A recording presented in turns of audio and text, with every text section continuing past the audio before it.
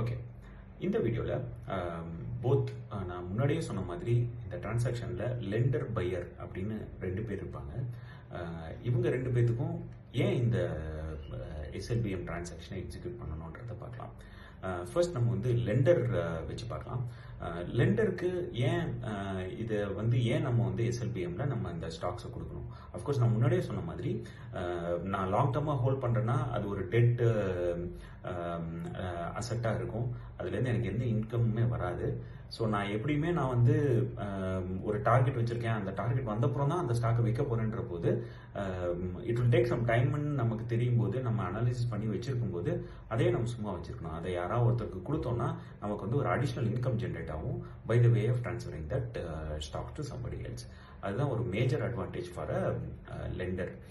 Now coming to the other side of it, right? Borrower-க்கு இதில் என்ன இருக்குன்னு சொன்னால், சப்போஸ் நீங்கள் வந்து ஒரு ஸ்டாக் வந்து விழப்போகுது அப்படின்னு நினச்சிங்கன்னா உங்ககிட்ட ஷார்ட் செல் பண்ணுறதுக்கு ஸ்டாக்ஸ் இருக்கணும்.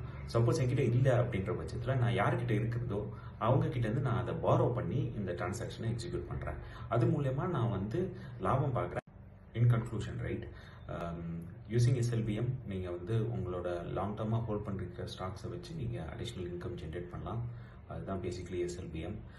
இந்த எஸ்எல்பிஎம் பற்றி இன்னும் நிறையா நீங்கள் தெரிஞ்சுக்கணுன்னா சர்ச் பண்ணுங்கள், உங்கள் ஸ்டாக் ப்ரோக்கர்ஸ் கிட்ட அனலைஸ் பண்ணுங்கள். அது மூலயமா உங்களுக்கு இன்னும் ஐடியாஸ் கிடைக்கும்.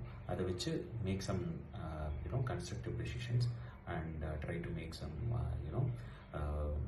additional income out of the stocks which you are planning to hold for a longer period of time. இந்த இன்ஃபர்மேஷன் உங்களுக்கு பிடிச்சிருந்துச்சுன்னா please do like and two subscribe to the channel. அப்போ தான் நான் போடுற வீடியோ உங்களுக்கு வந்து சேரும்.